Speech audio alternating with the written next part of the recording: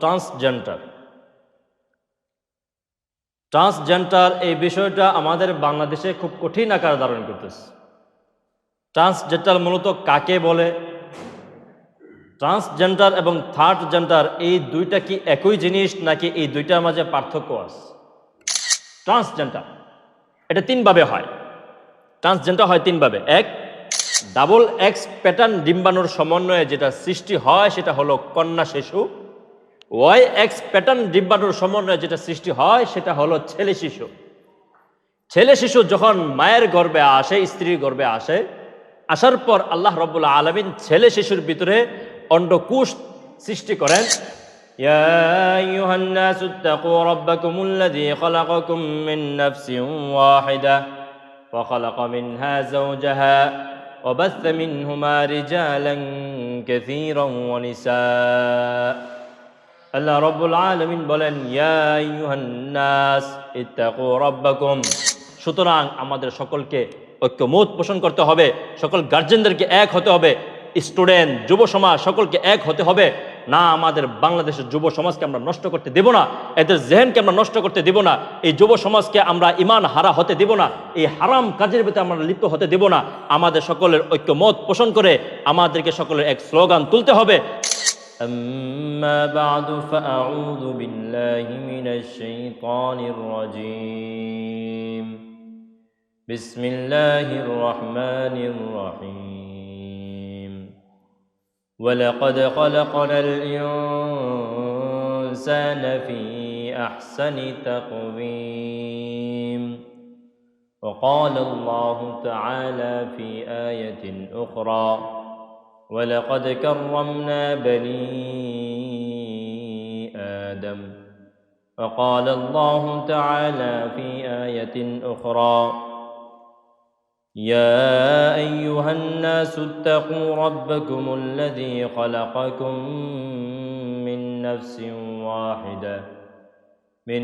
نفس واحدة وخلق منها زوجها وبث منهما رجالا كثيرا ونساء وقال الله تعالى يا أيها الناس إنا خلقناكم من ذكر وأنثى إلى آخر الآية صدق الله العلي العظيم وقال رسول الله صلى الله عليه وسلم من وجدتموه يعمل عمل قوم لوط فاقتلوا الفاعل والمفعول به وفي الحديث الأخرى ارجموها جميعا أو كما قال عليه الصلاة والسلام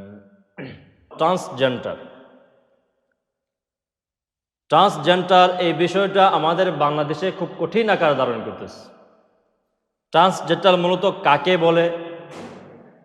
transgender এবং third gender এই দুইটা কি একই জিনিস, নাকি এই দুইটার মাঝে পার্থক্য আছে?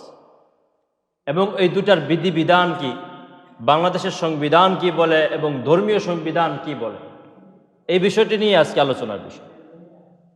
সর্বপ্রথম আপনাদের কাছে আমি প্রশ্ন রাখি, সেটা হলো যে আল্লাহ রব্বুল আলামিন এই পৃথিবীতে সবচেয়ে সুন্দর করে নিজ হাতে সুন্দর আকৃতি দিয়ে কাকে সৃষ্টি করছেন? মানুষ।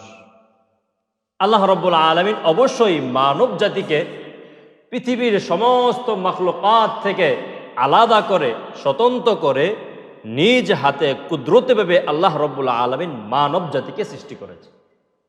এটাই আল্লাহ রব্বুল আলামিন কোরআনে পাকে বলেন, ওয়ালাকাদ খালাকনাল ইনসানা ফি আহসানি তাকওয়িম ওয়ালাকাদ খালাকনাল ইনসানা ফি আহসানি তাকওয়িম। আল্লাহ রব্বুল আলামিন কোরআনে পাকে ইরশাদ করেন, আমি আল্লাহ রব্বুল আলামিন এই পৃথিবীতে যত মাখলুকাত সৃষ্টি করেছি, সমস্ত মাখলুকাতের মাঝে আমি আল্লাহ রব্বুল আলামিন একমাত্র মানব জাতিকে নিজ হাতে কুদরতি হাতে সময় নিয়ে কুং ফায়াকুন বললে সব কিছু হয়ে যায়। এমন কোনো পৃথিবীতে এমন কোনো সৃষ্টি নাই যেটাকে যদি আমি বলি কুং ফায়াকুন হয়ে যায়, কিন্তু একমাত্র আমি আল্লাহ রব্বুল আলামিন মানব জাতিকেও কুন ফায়াকুন বলার দ্বারা সৃষ্টি করতে পারতাম, কিন্তু না, আমি মানব জাতিকে সর্বশ্রেষ্ঠত্ব দান করে সবচেয়ে সুন্দর করে সময় নিয়ে নিজ কুদরতি হাতে আমি মানব জাতিকে পৃথিবীর সমস্ত মাখলুকাত থেকে আলাদা করে একমাত্র তাকে সুন্দর একটা আকৃতি দিয়ে এরপরে আমি পৃথিবীতে সৃষ্টি করেছি। সুবহানাল্লাহ। আল্লাহ রাব্বুল আলামিন মানব জাতিকে সুন্দরভাবে সৃষ্টি করেছে। এরপরে আবার কি বলেন? ওয়ালাকাদ কাররামনা বানি আদম। শুধু যে আমি সুন্দরভাবে সৃষ্টি করেছি তা নয়, ওয়ালাকাদ কাররামনা বানি আদম, এবং আমি বনি আদমকে সবচেয়ে সম্মানিত করে এরপরে আমি সৃষ্টি করেছি। পৃথিবীতে যত মাখলুকাত আছে, যত সৃষ্টি আছে, সকল সৃষ্টির মাঝে সবচেয়ে বেশি সম্মানিত সৃষ্টি হলো এই মানব জাতি। আবার আয়াত আল্লাহ রাব্বুল আলামিন এই কথা বলেন, সুম্মা রাদাদনাহু আসফালা সাফিলিন। আমি মানব জাতিকে যেরকম ভাবে সবচেয়ে সুন্দর করে সৃষ্টি করেছি, সবচেয়ে সম্মান দান করে সৃষ্টি করেছি, ঠিক তেমনি ভাবে মানব জাতি থেকে কিছু কিছু মানুষ এমন আছে যাদেরকে আমি সবচেয়ে হীনগ্রস্তদের মাঝে অন্তর্ভুক্ত করেছি। এরা কারা? আবার অপর আয়াত আল্লাহ রাব্বুল আলামিন বলেন, উলাইকা কাল আনআম বাল হুম আদল। ওই সমস্ত মানুষ, উলাইকা কাল আনআম, তারা চতুষ্পদ জন্তুর মতো বা এর চেয়েও বেশি নিকৃষ্ট। তাহলে আমরা দুইটা আয়াত থেকে, কয়টা আয়াত থেকে আমরা এটা জানলাম যে আল্লাহ রাব্বুল আলামিন মানব জাতিকে সবচেয়ে সুন্দর আকৃতি দিয়ে, সুন্দরভাবে কুদরতি হাতে সবচেয়ে সম্মান দিয়ে সৃষ্টি করেছেন। আবার এই মানব জাতির মাঝে এমন কিছু মানব আছে যারা পৃথিবীতে সবচেয়ে নিকৃষ্ট, শুধু নিকৃষ্ট এরকম না, একবারে নিকৃষ্ট, পানির চেয়ে বেশি নিকৃষ্ট। এরা কারা? রাসূল সাল্লাল্লাহু আলাইহি ওয়াসাল্লাম বলেন, বুনিয়াল ইসলামু আলা খামসিন শাহাদাতি আল্লা ইলাহা ইল্লাল্লাহ ওয়া আন্না মুহাম্মাদার রাসূলুল্লাহ ওয়া ইকামিস সালাহ ওয়া ইতাইজ যাকাহ ওয়াল হজ্জ ওয়া সাওমি রমাদান। আল্লাহ রাব্বুল আলামিন এবং রাসূল পাক সাল্লাল্লাহু আলাইহি ওয়াসাল্লাম আমাদেরকে যে বিধি বিধান দিয়েছেন, যে সমস্ত মুমিন, যে সমস্ত মানুষ এই বিধি বিধান পালন করে জিন্দেগিটাকে পার করবে, আল্লাহ রাব্বুল চেয়ে বেশি সম্মান দান করবেন। আবার এই বিধিবিধান যে লঙ্ঘন করবে, হালাল হারাম বেঁচে চলবে না, জায়েজ না জায়েজ বেঁচে চলবে না, জায়েজকে না জায়েজ বলবে, না জায়েজ কাজকে জায়েজ বলবে, এরকম যারা আল্লাহ রাব্বুল আলামিনের বিধিবিধান লঙ্ঘন করবে, আল্লাহ রাব্বুল আলামিন তাকে চতুষ্পদ জন্তুর চেয়ে বেশি নিকৃষ্ট বলেছেন। নাউজুবিল্লাহ। চতুষ্পদ জন্তুর চেয়ে নিকৃষ্ট। মানব জাতিকে আল্লাহ রাব্বুল আলামিন সবচেয়ে শ্রেষ্ঠত্ব দান করে সৃষ্টি করলেন। এরপরে আল্লাহ রাব্বুল আলামিন মানব জাতিকে দুইটা শ্রেণীতে বিভক্ত করেছে। দুইটা শ্রেণীতে আল্লাহ রাব্বুল আলামিন মানব জাতিকে বিভক্ত করেছে। এক হলো নারী, আরেক হলো পুরুষ। এটা আল্লাহ রাব্বুল আলামিন কোরআনে পাকে বলেন, ইয়া আইয়ুহান নাসু তাকু রাব্বাকুমুল্লাযী খালাকাকুম يا أيها الناس اتقوا ربكم الذي خلقكم من نفس واحدة وخلق منها زوجها وبث منهما رجالا كثيرا ونساء। আল্লাহ রাব্বুল আলামিন বলেন, ইয়া আইয়ুহান নাস ইত্তাকু রাব্বাকুম, তোমরা তোমাদের প্রতিপালকের প্রতি ভয় রাখো। ইত্তাকু রাব্বাকুমুল্লাযী খালাকাকুম মিন নাফসিন ওয়াহিদা, যিনি তোমাদের সকলকে একটি প্রাণ, একটি আত্মা থেকে তোমাদেরকে সৃষ্টি করেছেন। মানে কি? আল্লাহ রাব্বুল আলামিন আমাদের সকলকে এক আদম থেকে সৃষ্টি করেছেন। ওয়া খালাকা মিনহা যাওজাহা, এরপরে ওই আত্মা থেকে, ওই প্রাণ থেকে, ওই আদম থেকে ওনার স্ত্রী আম্মাজান হাওয়া আলাইহা সালাতু ওয়াস সালামকে সৃষ্টি করেছেন। ওয়াবাসা মিনহুমা রিজালান কাসীরান ওয়া নিসা, এরপরে আল্লাহ রাব্বুল আলামিন এই দুয়ের যৌথ মাধ্যমে অসংখ্য নারী পুরুষ দুনিয়াতে সৃষ্টি করেছেন। সুতরাং এই আয়াত দ্বারাও আমরা বুঝলাম আল্লাহ রাব্বুল আলামিন দুনিয়াতে মানব জাতিকে দুইটা শ্রেণীতে বিভক্ত করেছেন। এক হলো নারী, আরেক হলো পুরুষ। অসংখ্য আয়াত এরকম ভাবে আছে। আবার আল্লাহ রাব্বুল আলামিন বলেন, ইয়া আইয়ুহান নাসু ইন্না খালাকনাকুম মিন যাকারিন ওয়া উনসা, হে মানুষ, আমি তোমাদেরকে সৃষ্টি করেছি মিন যাকার ওয়া উনসা, এক নারী এবং এক পুরুষ থেকে, এক নারী এবং এক পুরুষ থেকে।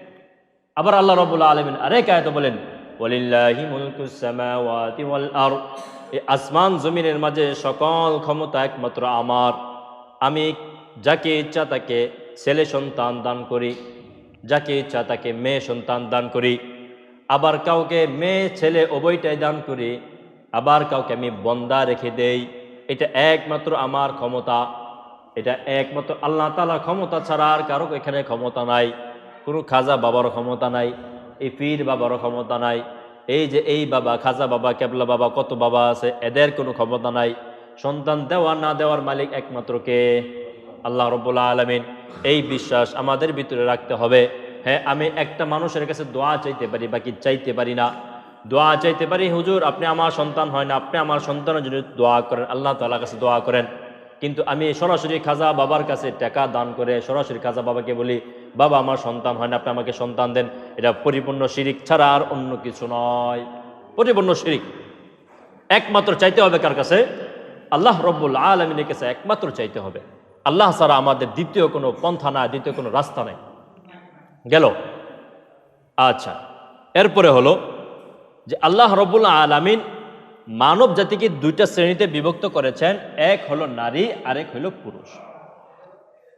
আচ্ছা, এখন আসি, নারী পুরুষ ছাড়াও আমাদের সমাজে তৃতীয় লিঙ্গের একটা মানুষ আছে, যেটা সংখ্যা খুবই কম, লাখে একজন ধরা যায়। তৃতীয় লিঙ্গের মানুষ, যাদেরকে আমরা হিজড়া নামে ডাকি।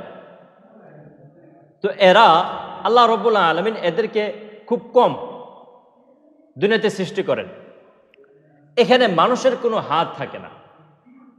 হিজড়া শিশুর জন্ম হয় কিভাবে, এটা বৈজ্ঞানিক ব্যাখ্যা কি? মেডিকেল সায়েন্সের ব্যাখ্যা হলো যে ছেলে এবং মেয়ে যে জন্ম হয় তাদের একটা ব্যাখ্যা, তাদের পরিভাষায় ডাবল এক্স প্যাটার্ন ডিম্বাণুর সমন্বয়ে যেটা সৃষ্টি হয় সেটা হলো কন্যা শিশু, ওয়াই এক্স প্যাটার্ন ডিম্বাণুর সমন্বয়ে যেটা সৃষ্টি হয় সেটা হলো ছেলে শিশু। ছেলে শিশু যখন মায়ের গর্ভে আসে, স্ত্রীর গর্ভে আসে, আসার পর আল্লাহ রাব্বুল আলামিন ছেলে শিশুর ভিতরে অন্ডকোষ সৃষ্টি করেন।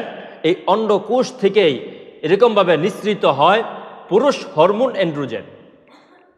এরপরে যখন মেয়ে কন্যা শিশু সৃষ্টি হয়, মায়ের গর্ভে মেয়ে কন্যা শিশু আসে, তো মেয়ে কন্যা শিশুর ভিতরে সৃষ্টি হয় ডিম্বাকোষ। এই ডিম্বাকোষ থেকে নিঃসৃত হয় এস্ট্রোজেন। এই যে ছেলে শিশুর ভিতরে অন্ডকোষ আসলো, মেয়ে শিশুর ভিতরে ডিম্বাকোষ আসলো, এরা পূর্ণাঙ্গ ছেলে এবং পূর্ণাঙ্গ মেয়ে। হিজড়া কখন আসে, কিভাবে আসে? বৈজ্ঞানিক ব্যাখ্যা হলো, যখন ভ্রূণ বিকাশ হয়, এই ভ্রূণ বিকাশকালে অনেক সময় হরমোনের একটু এদিক সেদিক হওয়ার ফলে, হরমোনজনিত কোনো কারণে বা বায়োলজিক্যালি কোনো কারণে একটু এদিক সেদিক হওয়ার ফলে এখানে হিজড়া শিশুর জন্ম হয়, যেটা পূর্ণাঙ্গ পুরুষও নয়, পূর্ণাঙ্গ মেয়েও নয়, পূর্ণাঙ্গ ছেলেও নয়, পূর্ণাঙ্গ মেয়ে নয়। এদেরকে আমরা বলি হিজড়া। হাদিস কি ব্যাখ্যা দেয়? এটা হলো বৈজ্ঞানিক ব্যাখ্যা। হাদিস কি বলে যে হিজড়া শিশু কেন জন্ম হয়?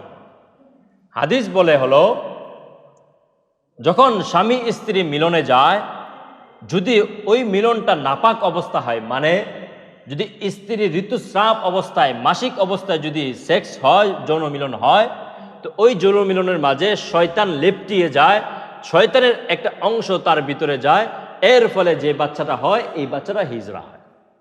হাদিসের ব্যাখ্যা ইবনে আব্বাস রাদিয়াল্লাহু তাআলা আনহু থেকে এই ব্যাখ্যা আসছে। এই জন্য রাসূলুল্লাহ সাল্লাল্লাহু আলাইহি ওয়াসাল্লাম বলেছেন, যখন স্বামী স্ত্রী মিলনে যাবে, পবিত্র অবস্থায় মিলনে যাবে, এবং কি সে দোয়া পড়বে। দোয়াটা কি আমরা সকলে জানি বা অনেকেই জানি না, দোয়াটা শিখে নিব। আল্লাহুম্মা জান্নিবনা শাইতান ওয়া জান্নিবিশ শাইতানা মিম্মা রাযাকাতানা। আল্লাহুম্মা জান্নিবনা শাইতান, হে আল্লাহ আপনি আমাদেরকে জান্নিবনা শাইতান, শয়তানের চক্রান্ত থেকে, ওয়াসওয়াসা থেকে হেফাজত করুন। ওয়া জান্নিবিশ শাইতানা মিম্মা রাযাকাতানা, এই যে মিলনের ফলে যে সন্তান আমাদের গর্ভে আসবে, আমাদের এই বংশে আসবে, এই সন্তানের মাঝে যেন শয়তানের কোনো মিশ্রণ, চক্রান্ত বা ওয়াসওয়াসা না থাকে। এই দোয়াটা এই জন্য। সুতরাং আমরা যখন মিলনে যাব, পবিত্র অবস্থায় যাব এবং দোয়া পড়ে যাব। তো যেটা বলছিলাম, বৈজ্ঞানিক ব্যাখ্যাও বললাম, হাদিসের ব্যাখ্যাও বললাম। সুতরাং এই যে হিজড়া শিশু জন্ম হয়, এখানে মানুষের কোনো হাত থাকে না, এটা ওপরওয়ালার হাত। এখানে মানুষ ইচ্ছা করলে একটা হিজড়া শিশু আনতেও পারবে না, আবার ইচ্ছা করলে একটা হিজড়া শিশু যখন আসতে যাবে এটাকে প্রতিহতও করতে পারবে না। এদেরকে বলা হয় হিজড়া, যেটাকে আমাদের বাংলাদেশের সংবিধানে বলা হয় তৃতীয় লিঙ্গ। তৃতীয় লিঙ্গের ইংলিশ কি? Third gender. কিন্তু আজকে আমাদের সমাজে তৃতীয় লিঙ্গ নিয়ে আজকে আমার আলোচ্য বিষয় না, আলোচ্য বিষয় হলো ট্রান্সজেন্ডার। ট্রান্সজেন্ডার আর থার্ড জেন্ডার এরা কখনোই এক নয়। কিন্তু আমাদেরকে এই বাংলাদেশের মুসলমানদের মগজ, যুব সমাজের মগজকে বিকৃত করার জন্য, নষ্ট করার জন্য এটাকে তারা ইমোশনালি আমাদের কাছে হিজড়াদের অধিকার বাস্তবায়নের কথা বলে, ট্রান্সজেন্ডারের অধিকার তারা বাস্তবায়ন করতে চায়। কিন্তু আলহামদুলিল্লাহ এই বিষয়টা, এই বর্তমান বাংলাদেশের যুব সমাজ বিষয়টা টের পেয়েছে। ওলামায়ে কেরাম এই বিষয়টা টের পেয়ে মানুষদেরকে বিভিন্ন বয়ানে বয়ানে বিষয়গুলোকে স্পষ্ট করা হচ্ছে, না ট্রান্সজেন্ডার আর থার্ড জেন্ডার কখনোই এক নয়। থার্ড জেন্ডার যারা হিজড়া, এদের অধিকারের জন্য সর্বপ্রথম আমরাই ওলামায়ে কেরাম কথা বলছি, সর্বপ্রথম আমরাই কথা বলছি না। এরাও মানুষ, এরাও মানুষ, এরাও এখানে থাকবে, এদেরও অধিকার আছে, এদেরও শরীয়ত আছে, এদেরও বিধিবিধান আছে। এদের বিধিবিধান কি? আকরবু ইলার রিজাল, যদি যে হিজড়ার অঙ্গভঙ্গিমা, শরীরের অবকাঠামো পুরুষের সাথে নিকটবর্তী হয়। আপনারা লক্ষ্য করবেন হিজড়াদের ভিতর থেকে দুইটা কণ্ঠ পাওয়া যায়, এটা হলো পুরুষ কণ্ঠ, এটা হলো মেয়ে কণ্ঠ। এবং এদের আকৃতিও, শরীরের আকৃতিও দুই ধরনের হয়ে থাকে। এটা হলো পুরুষের মতো, এটা হলো মেয়ের মতো। ইসলামের বিধিবিধান হলো আকরবু ইলার রিজাল, যদি ওই হিজড়ার অবকাঠামো, শরীরের অঙ্গভঙ্গিমা, কথাবার্তা পুরুষের সাথে নিকটবর্তী হয়, তাহলে তার বিধিবিধান হবে পুরুষ নিয়ে যখন সে মারা যাবে, পুরুষ নিয়ে তার কাফন দাফন হবে। এবং এরা যদি বুজুর্গ হয়, এরা যদি দিনের উপর অচল থাকে, এদের জন্য জান্নাত জাহান্নামের ফয়সালা হবে। এদের জন্য সম পরিমাণ বিধান আছে। আবার ও আকরবু ইলা, যদি এই হিজড়ার অঙ্গভঙ্গিমা, শরীরের অঙ্গভঙ্গিমা মহিলার কাছাকাছি হয়, তাহলে তার বিধানও মহিলার মতো, তার কাফন দাফন হবে ওই মহিলাদের মতো। এ হলো হিজড়াদের সাবজেক্ট। এবং কি যেটা বলতেছিলাম, এই হিজড়াদের অধিকার নিয়ে সর্বপ্রথম ওলামায়ে কেরামি কথা বলছে। আমাদের ময়মনসিংহে অনেক ওলামায়ে কেরাম মিলে হিজড়াদের জন্য রমজান মাসে মক্তবের ব্যবস্থা করা হয়ে থাকে, প্রত্যেকবারে করা হয়। এরা আসে, এরা নিজেদের ভুল বুঝে, এরাও দিন শিখে, এবং এরা আফসোস করে বলে যে এতদিন তো আমাদের নিয়ে অনেকে অনেক কথা বলছে, কিন্তু কেউ সরাসরি পদক্ষেপ নেয় নাই। সুতরাং ওলামায়ে কেরাম এই এদের অধিকার নিয়ে সর্বপ্রথম কথা বলছে। সুতরাং আমাদেরকে এবিসিডি বুঝাইলে কাজ হবে না। এবিসিডি বুঝে একটা বিষয় গুলাই দিবেন, আপনি একটা খারাপ বিষয়কে, অপকর্মকে, খারাপ একটা বিষয়কে বুঝিয়ে আমাদের মাঝে ঢুকাই দেবেন, এটা কখনোই সম্ভব না। তো ট্রান্সজেন্ডার কি? সেটা আসে। ট্রান্স মানে পরিবর্তন, রূপান্তর, জেন্ডার মানে লিঙ্গ। দুটাকে একসাথে বলা হয় ট্রান্সজেন্ডার, লিঙ্গ পরিবর্তন। একটা হলো থার্ড জেন্ডার, যেটা আল্লাহ প্রদত্ত হয়ে থাকে, যেখানে মানুষের কোনো হাত থাকে না। ট্রান্সজেন্ডার হলো যেটা রূপান্তরিত লিঙ্গ, যেটা মানুষ করে থাকে। এর মানে কি? আল্লাহ রব্বুল আলামিন আমাকে পূর্ণাঙ্গ পুরুষ বানিয়েছেন, পূর্ণাঙ্গ পুরুষ হিসেবে আমাকে দুনিয়াতে পাঠাইছেন। আমার ভিতরে যৌবন আছে, আমার ভিতরে পুরুষের যা যা দরকার সব কিছুই আছে। আমি পূর্ণাঙ্গ একটা পুরুষ, কিন্তু আমার জেহেন বিকৃত হয়ে গেছে, আমার মেধা, আমার ব্রেন, মন মানসিকতা কুলুষিত হয়ে গেছে, নষ্ট হয়ে গেছে। তো আমি বলতেছি যে আমার মনের সাথে আমার দেহের মিল নাই। আমার দেহ যদিও পুরুষ, কিন্তু আমি মনে মনে মহিলা। সুতরাং এই সমাজ, এই আইন আমাকে নারী বলে স্বীকৃতি দিতে হবে। নাউজুবিল্লাহ। এই সমাজ, এই আইন আমাকে নারী বলে স্বীকৃতি দিতে হবে। এই নিয়ে আমাদের বাংলাদেশে অনেক আন্দোলন এখনো চলছে। তাহলে তার জেহান, তার ব্রেন বিকৃত, নষ্ট হয়ে গেছে। আবার আরেকজন মহিলা, সে মহিলা, তার হায়েজ হয়, মাসিক হয়, সে পূর্ণাঙ্গ মহিলা, বাচ্চাও হয়েছে, কিন্তু হঠাৎ করে সে বলতেছে তার ব্রেন নষ্ট হয়ে গেছে, মন মানসিকতা কুলুষিত, নষ্ট হয়ে গেছে। এখন সে বলতেছে আমার দেহের সাথে আমার মনের মিলন নাই, আমার দেহটা ঠিক জায়গায় হয় নাই, আমি মনে মনে পুরুষ, যদিও আমার দেহটা বাহ্যিকভাবে মহিলা। নাউজুবিল্লাহ। এই থিওরিটা আসলো কোত্থেকে? এটা ইহুদিদের একটা সংগঠন আছে, যে সংগঠনের নাম হলো ফ্রি মেশন। তারা চায় এদের লোগো, এদের চিহ্ন হলো ওয়ান আই, এক চক্ষু। এরা পৃথিবীতে একটা রাষ্ট্র কায়েম করতে চায়, সেটা হলো স্যাটানিক স্টেট, শয়তানি রাষ্ট্র তারা পৃথিবীতে কায়েম করতে চায়, ইহুদিরা, স্যাটানিক স্টেট, শয়তানি রাষ্ট্র। সুতরাং এই শয়তানি রাষ্ট্র কায়েম করার জন্য তারা একটা শয়তানি মিশন দুনিয়াতে তারা প্রতিষ্ঠিত করার জন্য তারা দিন রাত পরিশ্রম করছে। এর মাঝে একটা শয়তানি হলো এই ট্রান্সজেন্ডার শয়তানি। ট্রান্সজেন্ডার এটা তিনভাবে হয়। ট্রান্সজেন্ডার হয় তিনভাবে। এক, ইনজেকশনের মাধ্যমে হরমোন চেঞ্জ করা, পুরুষের হরমোনের ভিতরে মহিলার হরমোন পুশ করে পুরুষের হরমোনটাকে মহিলা হরমোনে এরকমভাবে রূপান্তরিত করা। আবার মহিলার ভিতরে হরমোন চেঞ্জ করে, ইনজেকশনের মাধ্যমে হরমোন চেঞ্জ করে মহিলার হরমোনটাকে পুরুষ হরমোনে রূপান্তরিত করা। এটা হলো এক সিস্টেম। দ্বিতীয় সিস্টেম হলো সার্জারি, অপারেশন করার মাধ্যমে মহিলা তার স্তন কেটে ফেলে এবং সে কৃত্রিম পেনিস সে যুক্ত করে স্থাপন করে তার শরীরে। আর মেয়েরা কি করে, পুরুষরা কি করে, পুরুষরা তাদের শরীরে কৃত্রিম স্তন তারা স্থাপন করে এবং তারা এরকমভাবে তাদের পুরুষাঙ্গ কেটে তারা কৃত্রিম বা মহিলার যৌনাঙ্গ তারা এখানে স্থাপন করে। দ্বিতীয় নাম্বার, এটা সার্জারির মাধ্যমে হয়, অপারেশনের মাধ্যমে। তৃতীয় মাধ্যম হলো যে শয়তানি আমাদের বাংলাদেশে চলছে, সেটা হলো মানসিকভাবে মেয়ে হয়ে যাওয়া, মনে মনে মেয়ে হয়ে যাওয়া। আমি পুরুষ, হঠাৎ করে আমার জেহেন শক্তি কি হইল, কে আমাকে কোন দাওয়াত দিল, কে আমার কোন ব্রেন ওয়াশ করলো, আমার হঠাৎ করে আমি ঘোষণা করলাম আজকে থেকে আমি মেয়ে। যদিও আমার শরীর এরকমভাবে দেখতে পুরুষ দেখা যায়, কিন্তু আমার মনের সাথে দেহের মিল নাই, আজকে থেকে আমি মেয়ে হয়ে গেলাম। সুতরাং এই সমাজ, এই আইন আমাকে মেয়ে বলে স্বীকৃতি দিতে হবে। আমি থাকবো মেয়েদের হোস্টেলে, আমি ছেলেদের হোস্টেলে থাকবো না, যেহেতু আমি মেয়ে হয়ে গেছি। নাউজুবিল্লাহ। একটা পুরুষ একটা মেয়েদের হোস্টেলে থাকলে সে কি করতে পারে? একটা পুরুষ একটা মেয়েদের হোস্টেলে থাকলে সে কি করতে পারে? আচ্ছা, তো ট্রান্সজেন্ডার, এই যে পুরুষ মেয়ে হয়ে গেল, মেয়ে পুরুষ হয়ে গেল, এটা আমাদের সমস্যা কি? আমাদের অনেকে মনে হইতে পারে এটা আমাদের সমস্যা কি? সমস্যা এক জায়গায়, সেটা হলো এরা তো শুধু এই পর্যন্ত সীমাবদ্ধ না, এরা এই ট্রান্সজেন্ডারের নাম করে পৃথিবীতে সমকামিতাকে প্রতিষ্ঠিত করতে চায়। নাউজুবিল্লাহ। সমকামিতাকে তারা প্রতিষ্ঠিত করতে চায়, যে একটা জঘন্য অপরাধ, জঘন্য কবিরা গুনাহ, যে কবিরা গুনাহ কারণে আল্লাহ রাব্বুল আলামিন লূত জাতিকে উপরে ফেলে ধ্বংস করেছেন। এই জঘন্যতম একটা গুনাহ, একটা কবিরা গুনাহ, একটা অপরাধকে তারা এই পৃথিবীতে প্রতিষ্ঠিত করতে চায় ট্রান্সজেন্ডারের নাম করে। কিভাবে? আচ্ছা, আমি যে পুরুষ, আমি এখন মেয়ে হয়ে গেলাম, আজকে থেকে আমার ঘোষণা আমি মেয়ে হয়ে গেলাম, সংবিধান আমাকে স্বীকৃতি দিয়ে দিল আমি মহিলা। আচ্ছা, আমি যে পুরুষ থেকে মহিলা হয়ে গেলাম, এখন আমি বিয়ে করব কাকে? মহিলাকে না পুরুষকে? অবশ্যই পুরুষকে। আমি মেয়ে হয়ে গেছি না, বিয়ে করব কাকে? পুরুষকে। তাহলে যখন আমি পুরুষকে বিয়ে করলাম, তখন এই যে দুইজনের মাঝে যে আকাম কুকাম হবে, এটা কি হবে? সাধারণ জনমিলন হবে না সমকামিতা হবে? অবশ্যই সমকামিতা হবে।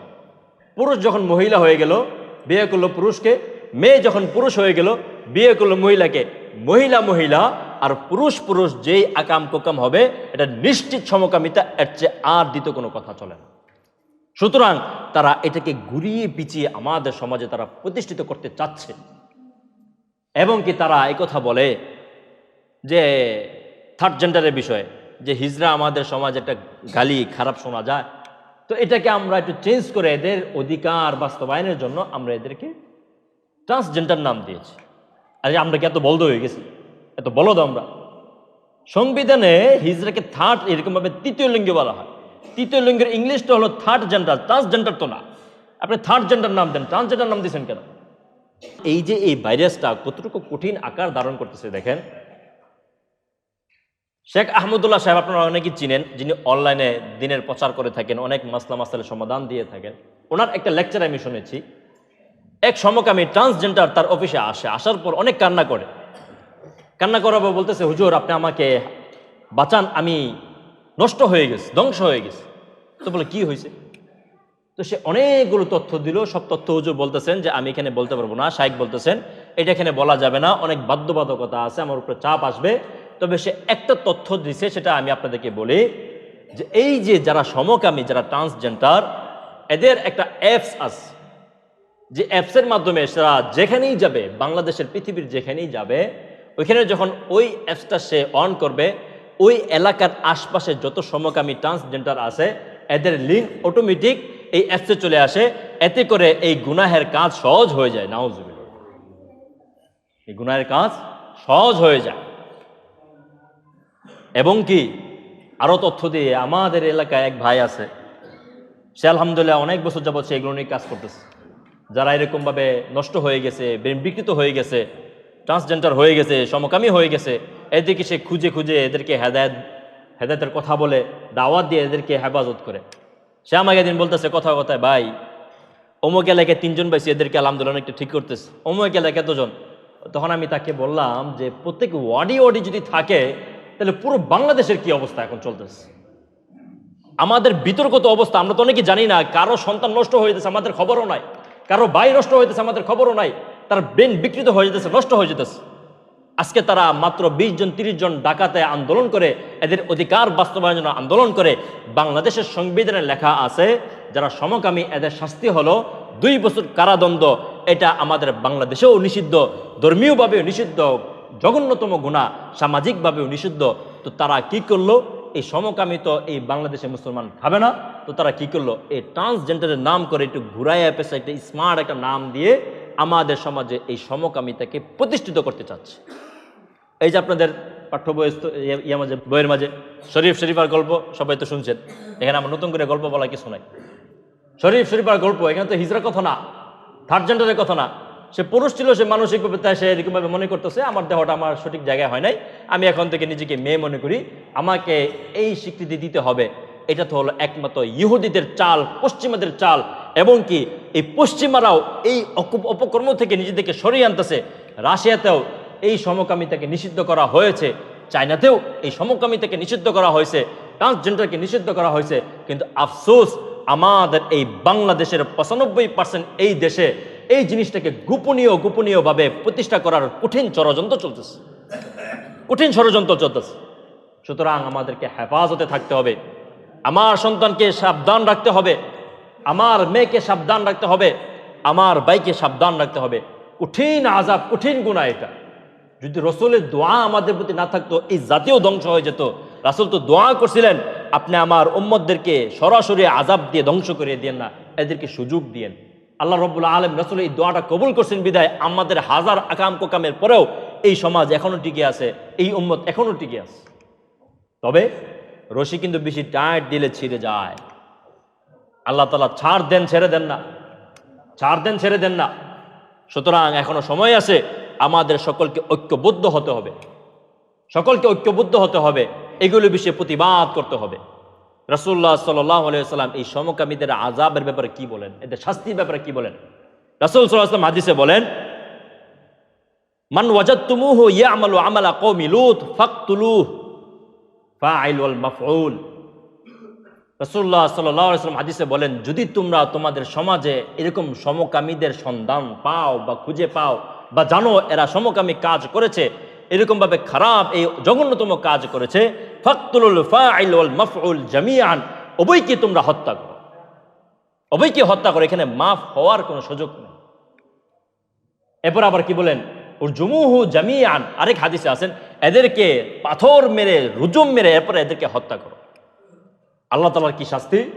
কাল কিয়ামতের দিন এই কঠিন বিভীষিকাময় মুহূর্তে, যে মুহূর্তে এই আসমান আমাদের আধা হাত উপরে চলে আসবে, আল্লাহ তাআলা রহম রসুলের সুপারিশ ছাড়া কোনো উপায় থাকবে না।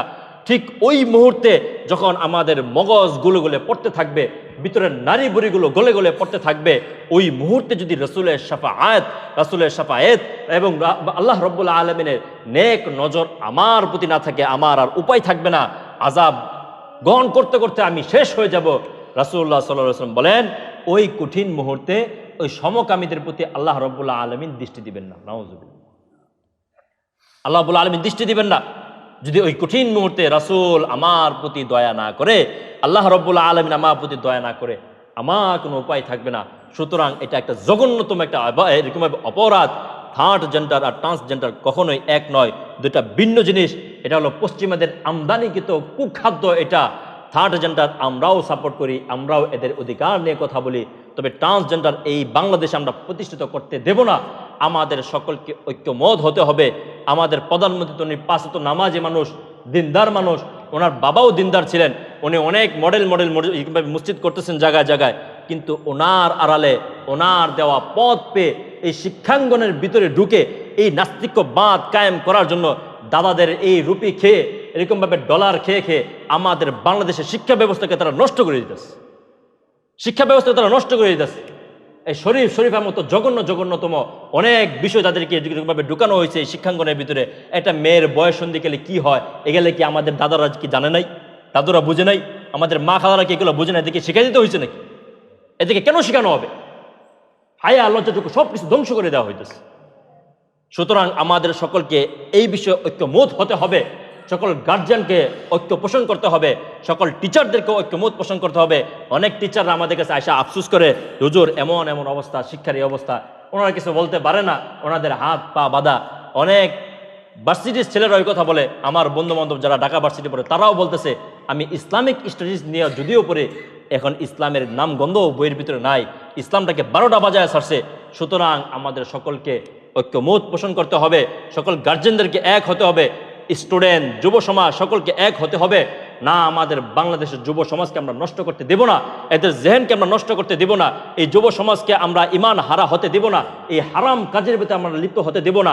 আমাদের সকলের ঐক্যমত পোষণ করে আমাদেরকে সকলের এক স্লোগান তুলতে হবে যে না, বাংলাদেশে এই শয়তানি রাজ্য কায়েম করার কোনো অধিকার কারো নাই।